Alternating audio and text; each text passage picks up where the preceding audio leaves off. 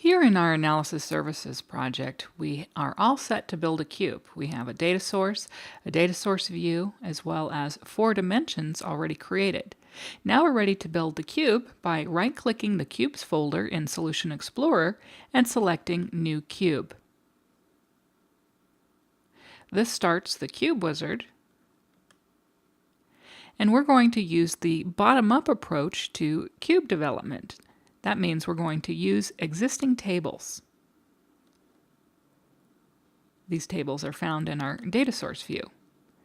And so with the data source view selected, we can see all of the tables that are found in that data source view. And what we need to do is to tell the Cube Wizard which of these tables is the fact table. Now we had renamed all of these tables. We had dim date, dim product, and dim category. There was only one table which was a fact table, and that was reseller sales. In analysis services, a measure group table is equivalent to a fact table because a fact table contains a group of measures.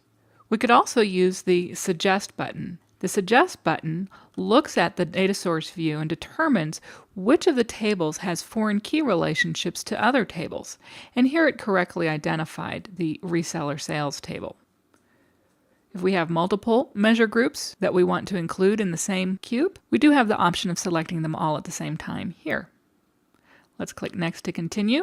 Then the Cube Wizard looks at the selected measure group tables and identifies all of the columns in those tables that have numeric data types. We're going to keep our cube relatively simple here, so we're going to clear the checkbox at the top so that none of the checkboxes are selected, and then we're going to select just a few of the measures. We're going to use order quantity, we're going to use sales amount, and we're going to use total product cost.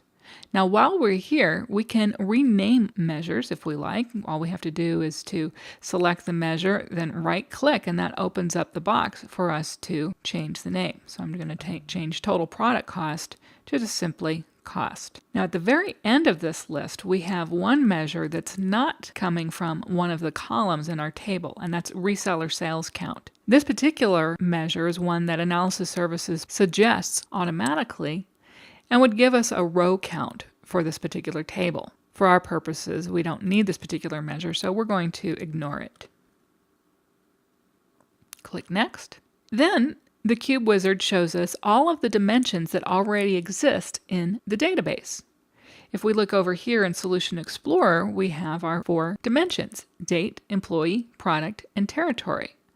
So those are already built, and the Cube Wizard is asking if we want to associate those dimensions with the particular cube that we're building now. We'll go ahead and include all of these dimensions now. Later, we're going to learn how to add new measure groups and add new dimensions to a cube once we've already created a cube.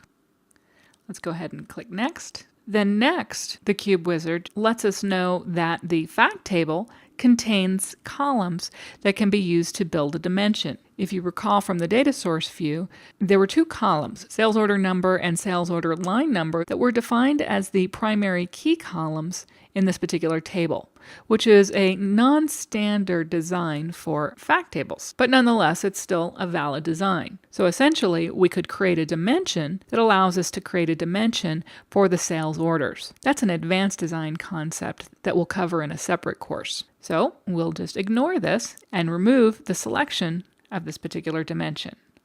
So we'll click Next. And then finally, we're at the end of the wizard. We just need to give this cube a name. We'll call it Sales, and click Finish.